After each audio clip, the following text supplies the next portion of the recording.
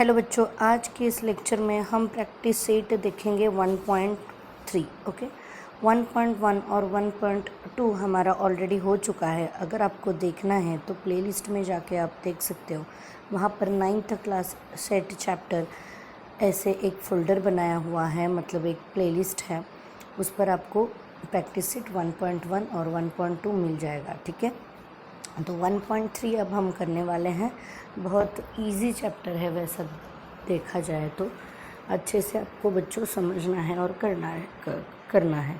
तो question number 1 देखिए आपका क्या है। क्वेश्चन नंबर 1 है, आपको ए सेट दिया है और आपको बी सेट दिया है। ठीक है, सी और डी ये 4 सेट दिए हैं और नीचे ऐसे कहा है कि कौन सा स्टेटमेंट ट्रू है और कौन सा स्टेटमेंट फॉल्स है, ये बताइए। ठीक है, तो पहला हम क्या करेंगे, सी इज़ सबसेट ऑफ बी, इस स्टेटमेंट को चेक करेंगे। बट सबसे पहले आपको पता होना चाहिए सबसेट का मतलब क्या होता है।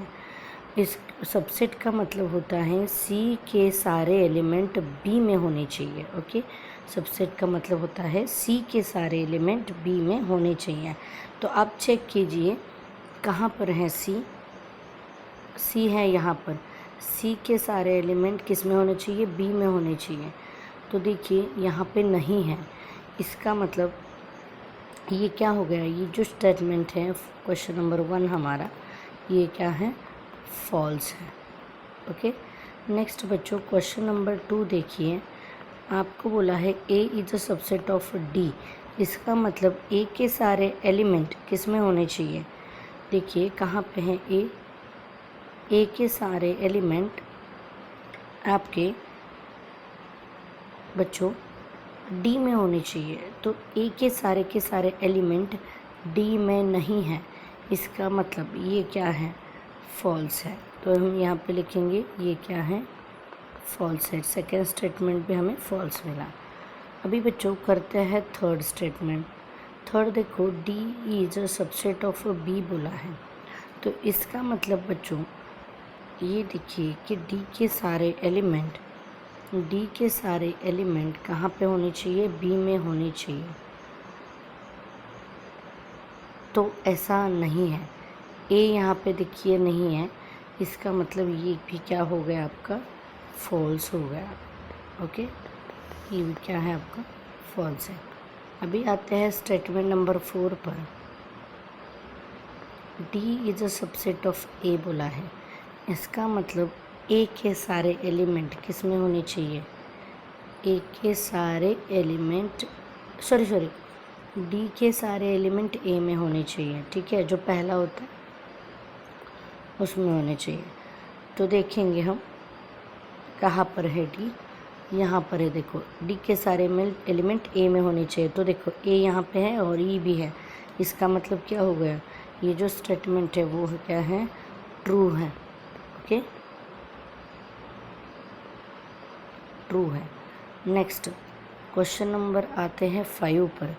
5th क्वेश्चन देखो, B is a subset of A, इसका मतलब बी के सारे एलिमेंट किस में होने चाहिए, बी के सारे एलिमेंट ए में होने चाहिए। तो बी के सारे एलिमेंट ए में है क्या, देखिए सी है, डी भी है, ई चाहिए था वो भी है, बट एफ नहीं है। देखो इसका मतलब ये सबसेट नहीं है, मतलब ये जो स्टेटमेंट दिया है वो क्या है, रॉन्ग है। मतलब यहाँ पे हम लिखेंगे फॉल्स। ओके, अब आते हैं स्टेटमेंट नंबर 6 पर। सी इज़ द सबसेट ऑफ ए। अब देखते हैं ए के सारे एलिमेंट सी के सारे एलिमेंट ए में होने चाहिए। तो सी में देखो बी है, तो ए में भी बी है, डी है तो यहाँ पे भी डी है, इसका मतलब ये ट्रू है, डी के सारे एलिमेंट ए में है, ये क्या है आपका, ट्रू है। ओके, नेक्स्ट क्वेश्चन नंबर 2 करते हैं। देखो, take the set of natural number from 1 to 20 as a universal set, show the set X and Y using the Venn diagram. अभी देखो यहाँ पे आपको x का जो स्टेटमेंट है वो दिया है, x in a curly bracket, x such that x is belongs to natural number and x कहाँ पर है, 7, x जो है 7 से बड़ा होना चाहिए और 15 से छोटा होना चाहिए। तो सबसे पहले हम लिखते हैं एक्स सेट को लिस्टिंग मेथड में, ठीक है। तो 7 से बड़ा मतलब 8, 9, 10, 11, 12, 13, 14। अभी देखो बच्चों 15 नहीं आएगा क्योंकि x की वैल्यू 15 से बड़ी है, सॉरी 15 से बड़ा नहीं होना चाहिए x, और 15 भी नहीं होना चाहिए। तो इतने एलिमेंट्स हमारे x सेट में हैं। अभी y सेट लिखते हैं लिस्टिंग मेथड में। क्या बोला है देखो, y such that y belongs to natural number, y is the prime number from 1 to 20, okay. 1 to 20 के प्राइम नंबर्स जितने हैं, 2 है प्राइम, 3 प्राइम है, 5 प्राइम है, 7 है, 7 के बाद 11 है, 13 है, 13 के बाद 17 है और 19 है, ठीक है। 20 तक कितने ही प्राइम नंबर्स हैं। अभी हमने यहाँ पे इन दोनों को लिस्टिंग फॉर्म में तो लिख लिया। अब निकालते हैं वेन डायग्राम। सबसे बड़ी बात, हमने x और y तो निकाला बट u अभी नहीं निकाला। u मतलब आपका होता है यूनिवर्सल सेट। उन्होंने बताया है कि 1 2 3 4 5 6 सो ऑन, मतलब कहाँ तक जाना है, 20 तक। ये क्या है आपका यूनिवर्सल सेट। तो बच्चों चलिए वेन डायग्राम निकालते हैं। आपको पता है कि आपकी जो यूनिवर्सल सेट होता है वो हम रेक्टेंगल से रिप्रेजेंट करते हैं। तो ये जो आपका हो गया यूनिवर्सल सेट रेक्टेंगल से, पहले हम I1 क्वेश्चन करेंगे। यहाँ पे ये I1 मतलब x को दिखाएंगे। तो यहाँ पे आप सर्कल बना सकते हो, ट्रायंगल बना सकते हो, या और कोई भी शेप बनाकर आप यहाँ पे x को रिप्रेजेंट कर सकते हो। तो मैंने क्या बनाया, सर्कल बनाया। x हम अंदर लिखेंगे, x में जो कुछ भी एलिमेंट्स है वो अंदर लिखो। 8, 9, 10, 11, 12, 13, 14। तो इतने एलिमेंट्स x में हैं। उसके बाद रिमेनिंग सारे एलिमेंट्स कहाँ पे हैं हमें लिखना है। तो बच्चों देखो 1 से 1 है यूनिवर्सल सेट में, 2 है, 3, 4, 5, 6, 7। अभी 8 से 14 तक नहीं लिखेंगे क्योंकि उसको हमने क्या लिखा है, अंदर लिखा है, ओके। x को क्या किया है हमने, अंदर लिखा है। यहाँ पे हमारा x है तो बाहर ही लिखेंगे। 7 के बाद देखो 14 तक तो x अंदर लिखा है, तो 15 यहाँ पे आएगा, 16, 17, 18, 19 और 20, ओके। ये हो गया हमारे फर्स्ट क्वेश्चन। क्वेश्चन नंबर 2 करते हैं बच्चों। क्वेश्चन नंबर 2 में हमें पहले यूनिवर्सल सेट बनाना होगा। ये हो गया हमारा यूनिवर्सल सेट, उसको हम u से रिप्रेजेंट करते हैं और उसके अंदर हमें है 20, क्योंकि ये जो y सेट है आपका वो क्या है, यूनिवर्सल सेट के अंदर ही है, तो हमें वैसे रिप्रेजेंट करना है। अभी y में जो कुछ भी एलिमेंट्स हैं उन एलिमेंट को यहाँ पे लिख लो। कितना है, 2, 3, 5, 7, 11, 13, 17 और 19। अभी जो कुछ भी एलिमेंट बचे हैं जो यूनिवर्सल सेट में हैं, किसको छोड़ के, y के एलिमेंट्स को छोड़ के बाकी सभी एलिमेंट्स हम यहाँ पे लिखेंगे। अभी देखो 1 लिखेंगे, ठीक है, 2 तो हमने अंदर लिखा है, 3 नहीं लिखेंगे, 4, 5 अंदर लिखा है, 6, 7 अंदर लिखा है, 8, 9, 10, 11 अंदर है, 12, 13 अंदर है, तो 13 के बाद 14 लिखेंगे यहाँ पे, 15, 16, 17 अंदर है, 18, 19 अंदर है y में, तो उसके बाद 20, ओके। ये हो गया हमारा universal, sorry question number B को हमने वेन डायग्राम में रिप्रेजेंट किया। नेक्स्ट बच्चों क्वेश्चन नंबर 3 करते हैं। क्वेश्चन नंबर 3 है आपका, यूनिवर्सल सेट दिया है आपको 1 2 3 7 9 8 9 10 11 12, ठीक है। और पी सेट दिया है देखो आपको 1 3 7 10, ओके, करली ब्रैकेट में। तो देन हमें क्वेश्चन नंबर 1 क्या बोला है, देखिए, show the set U P dash by Venn diagram, okay. तो बच्चों करते हैं, सबसे पहले पी डैश निकालना पड़ेगा। यू तो हमारे पास है, यू क्या है देखो करली ब्रैकेट में 1 2 3 7 8 9 10 11 और 12। ओके, उसके बाद पी सेट को लिखते हैं, पी सेट हमारा है 1 3 7 10। ओके, अभी पी डैश मतलब होता है कॉम्प्लीमेंट ऑफ पी। इसका मतलब कॉम्प्लीमेंट मतलब होता है पी के एलिमेंट छोड़ दो, अच्छे से समझ लो, पी के एलिमेंट छोड़ने हैं और रिमेनिंग जो कुछ भी आपकी यूनिवर्सल सेट में है उनको लिखना है। तो 1 नहीं लिखेंगे, 2 लिखेंगे, 3 भी नहीं लिखेंगे, 3 और 7 नहीं लिखेंगे, 8 9 10 को भी नहीं लिखेंगे क्योंकि वो पी सेट में है, और यहाँ पे लिखेंगे 11 और 12। हो गया हमारा पी डैश। अभी इन दोनों को, पी को और पी डैश को, हमें वेन डायग्राम में और जो यूनिवर्सल सेट है उसको हमें निकालना है। ठीक है, तो क्वेश्चन का वेन डायग्राम ये तो आपको पता है कि आपका जो यूनिवर्सल सेट है वो रेक्टेंगुलर शेप में होता है। ये आपका हो गया यूनिवर्सल सेट। ठीक है, तो बच्चों यहाँ पे अगर दो तरह से हम निकाल सकते हैं ये एक ही डायग्राम। अभी यूनिवर्सल सेट में देखो पी और पी डैश दोनों भी यूनिवर्सल सेट के ही एलिमेंट है। इसका मतलब आप पी के लिए एक सेपरेट और रिप्रेजेंटेशन और पी डैश के लिए सेपरेट। ओके, तो ऐसे भी निकाल सकते हैं, ऐसे भी जो निकालोगे वो करेक्ट ही होगा। अभी यहाँ पे पी आएगा, यहाँ पे पी डैश आएगा, तो दोनों भी कहाँ पे हैं, यूनिवर्सल सेट के ही एलिमेंट्स हैं सभी। तो यहाँ पे पी लिखेंगे तो 1 3 7 10। तो अभी पी डैश में क्या क्या आएगा देखो, 2 8 9 11 12।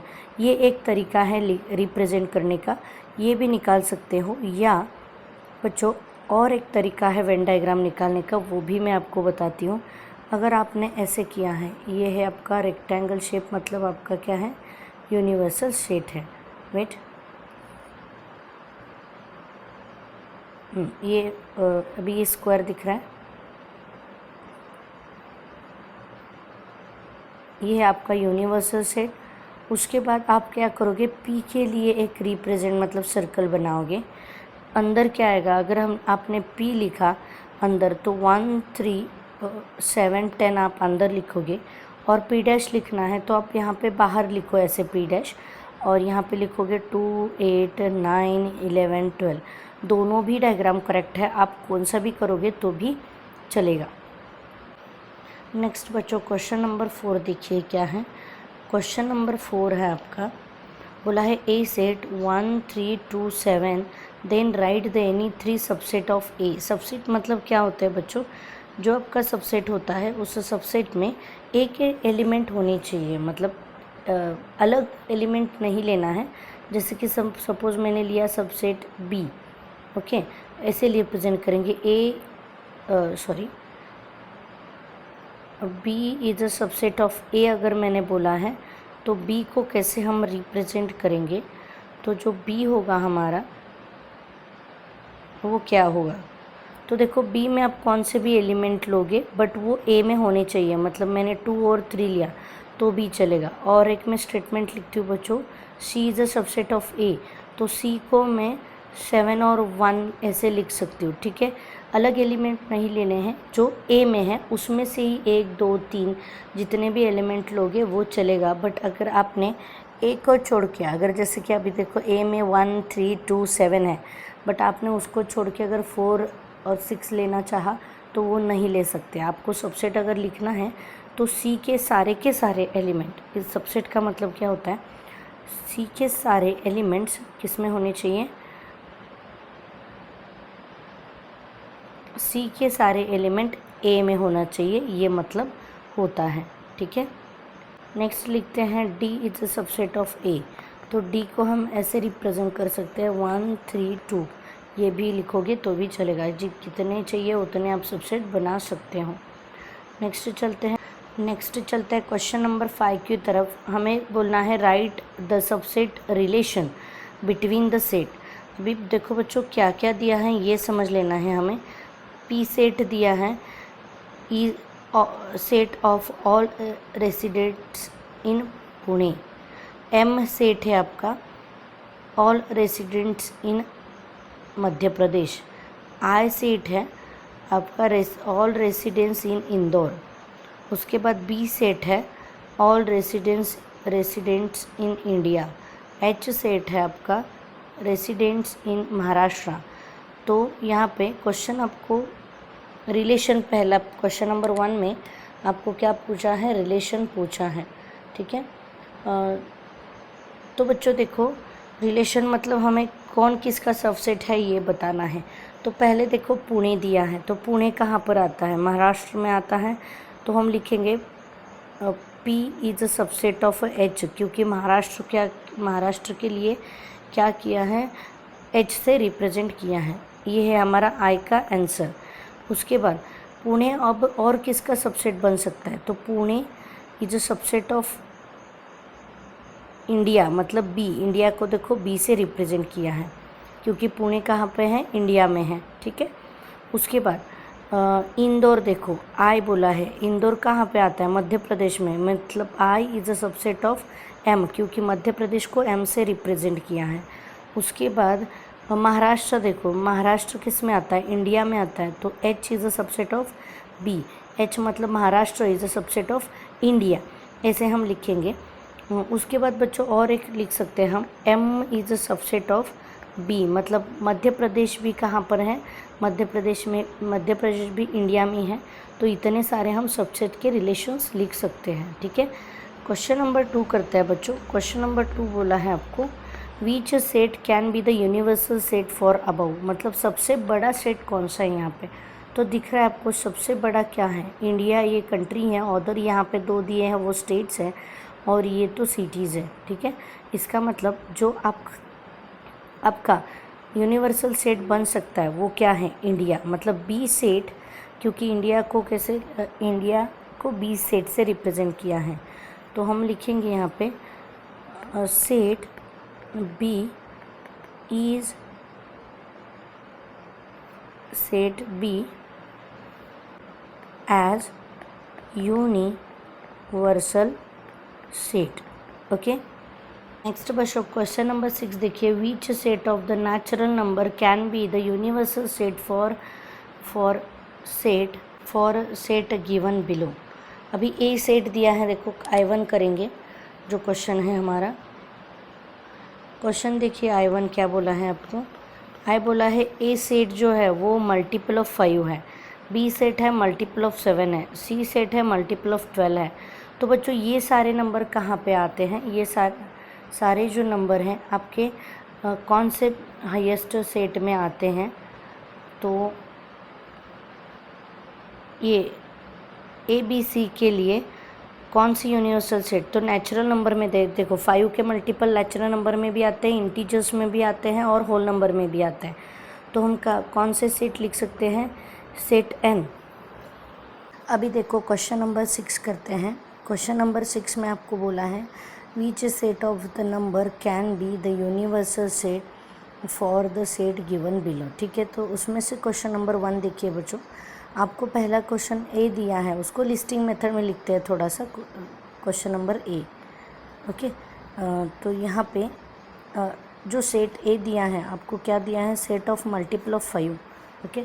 सेट ऑफ मल्टीपल ऑफ 5 मतलब 5, 10, 15 सो ऑन, ओके, ये सेट हो गया। उसके बाद दिया है आपको बी सेट दिया है the set of multiple of 7, तो 7, 14, 21, 28 सो ऑन, ओके। ये हो गया आपका, मतलब इन्फिनिटी तक जाएगा ये सेट, बट मल्टीपल ऑफ 7 होगा। उसके बाद सी सेट देखिए यहाँ पे मल्टीपल ऑफ 12, मतलब 12, 24, 36, मतलब मल्टीपल ऑफ 12 है। तो ये सारे नंबर्स किस सेट में इंक्लूड होते हैं। तो देखिए बच्चों, यूनिवर्सल सेट कौन बन सकता है, यूनिवर्सल सेट कौन बन सकता है, तो यूनिवर्सल सेट बनेगा सेट ऑफ नेचुरल नंबर, क्योंकि देखो 5, 10, 15, 7, 14, 21, 12, 24, 36 ये सारे नंबर नेचुरल नंबर में इंक्लूड होते हैं। तो यूनिवर्सल सेट कौन सा बन सकता है, नेचुरल नंबर का सेट जो है वो यूनिवर्सल सेट बन सकता है।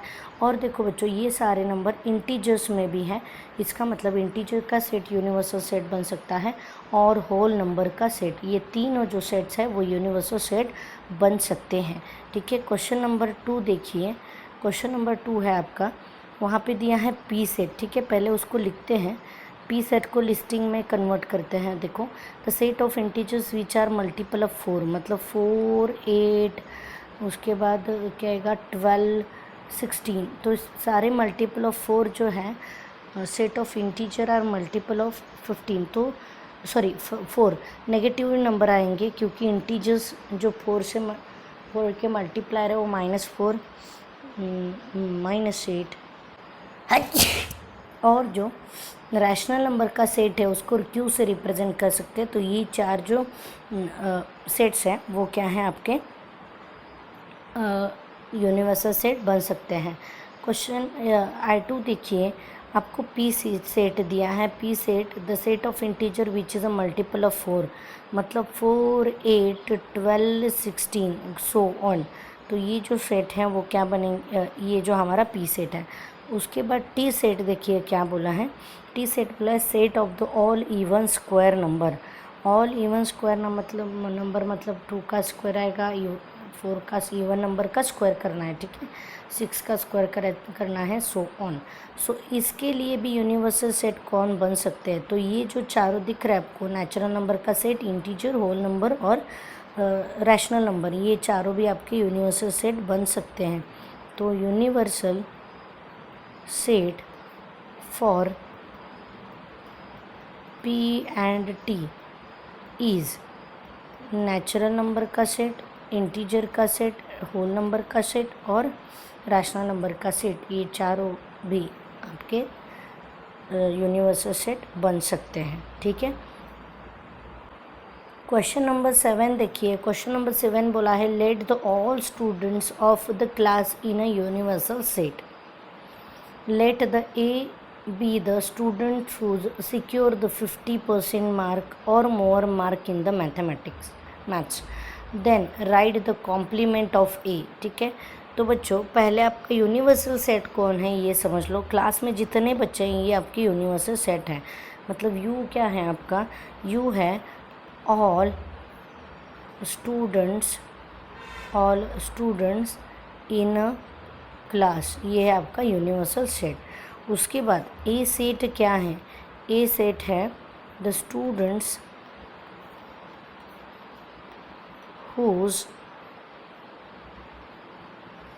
who secure 50% or more than 50% mark in maths, okay. Next अभी हमें करना है बच्चों ए डैश। ए डैश का मतलब क्या होता है, ए डैश मतलब होता है कॉम्प्लीमेंट। ए के सारे एलिमेंट छोड़कर जो कुछ भी यूनिवर्सल सेट में एलिमेंट्स आएंगे वो सारे हम ए डैश में लिखेंगे, ठीक है। मतलब अभी देखो ए सेट में क्या है, द स्टूडेंट्स हु सिक्योर 50% और more than 50% mark in the maths. इसका मतलब जो 50% से कम बच्चे होंगे जिनको मैथ्स में कम मिला होगा वो बच्चे हमारे किस में होंगे, कॉम्प्लीमेंट में होंगे। इसका मतलब हम स्टेटमेंट कैसे लिखेंगे, द स्टूडेंट्स हु सिक्योर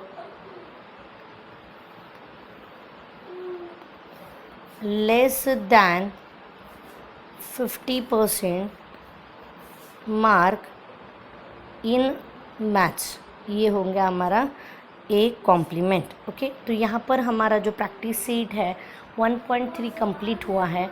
तो बच्चों ऐसे ही मैथ्स के वीडियोस देखने के लिए चैनल को सब्सक्राइब कीजिए। Thank you for watching.